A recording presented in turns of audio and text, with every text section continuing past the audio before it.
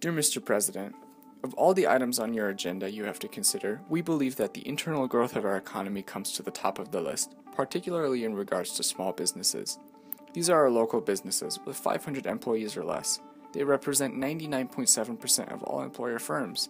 In the past 18 years, they have generated 64% of all new jobs and paid 44% of total U.S. payroll.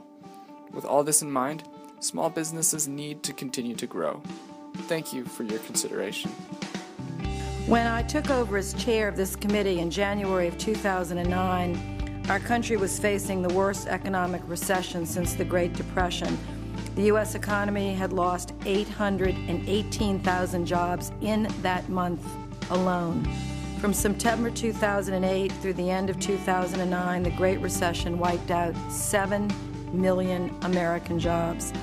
In the face of tightening credit markets, insufficient resources to assist small businesses were struggling to keep their doors open, and the primary agency responsible for assisting them, Small Business Administration, was itself struggling to keep up with the demand after laboring under significant budget cuts that had happened in the previous year. Small business growth and innovation is the backbone of the American economy. It is where most new businesses are started. It is where the growth curve is, if you will, from small to medium-sized businesses. It's also where many people find their employment first, get work experience and understand what the world of work is about. It is literally the backbone of the American economy, and so goes small business growth, goes as well the growth of the United States economy. Well, the important thing is the backbone of our growth and our prosperity is the small business owners and people willing to take a risk in their own. They're often their own, they're not a corporation, they're owned by local people, and so they invest. I think they tend to invest more in their community, both time and resources, if they are a small business rather than large corporations. So they're more, I think, a part of the community in Cedar Falls' case, and they belong to service clubs and support local projects financially, maybe better than large corporations.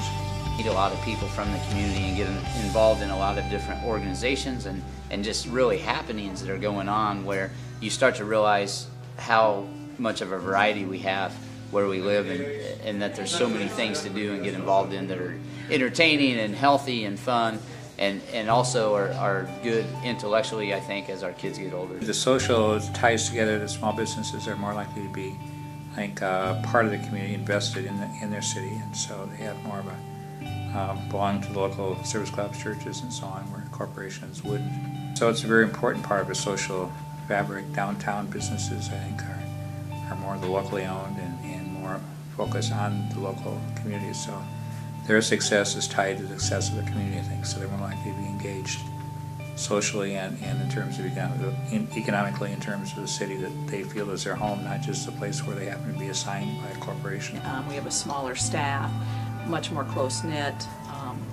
You kind of go by your own rules. It's very important here in Iowa to do everything we can to make sure we have small businesses that are growing and thriving, because it means a stronger economy for all of us. I believe it's been that network of small businesses here locally that have helped our economy do very well. Small businesses provide that stable employment over time, because many small business owners are also Iowans who invest and spend their income in the communities in which they live. That means those communities are more sustainable and therefore in the long run provide more opportunities for people that are looking for jobs in their local community. I've definitely noticed slowdowns in my business at times, and then at times it picks back up, and so it's anybody's guess as to what's going to happen. Sometimes customers expect that you're going to do a lot like the big box stores, you know, like hang on to merchandise for 3 months and then decide to return it. We can't operate like that. I don't have another store to send my merchandise to like the big stores do. It's hard for smaller businesses to operate like that, and that's what I've tried to explain to them. You know, we have a certain set of how long we keep things out, and you know, if they want to return it, and if they get their money back or cash or credit or whatever. It's gotten much better, and I've just explained to them we can't operate like the big stores do. If you're a startup, if you have an idea, it's not proven, so lots of times you can't get, initial entrepreneurs have a hard time raising funds for starting up from scratch with no proven track record. So that's one major issue. And if you have a new idea, it hasn't been proven. It's all things about not having a proven track record for your business or possibly even the product and maybe a new idea that you're proposing. So those are initial problems. And establishing, a customer base, starting from ground zero. It takes a lot of time. I'm here all the time. Through, my family has to come and visit me at Christmas time because I can't go anywhere. So it does take a huge commitment of time and energy and effort. But I enjoy it. I think that small businesses are vital for different things instead of just having things that are in your chain stores and that type of thing.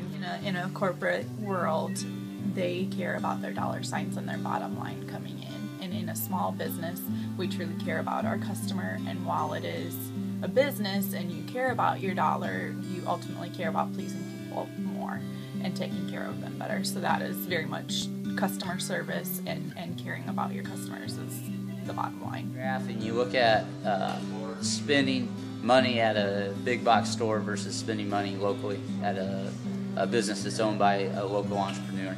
What you'll find is that there's a much higher percentage of the money that's spent on something at a local shop that goes back into the community. And so it could even be, if it was $100 that was spent, someone locally at a small store may spend, $65 of that money back in the local community, where if it's a big box store, you may only find that $11 of that or something is spent back in the community. And so if you want a community that thrives and sticks around and has a lot of variety to it, it's something that people should start to think about, is buying local and what that does to your environment, just for yourself.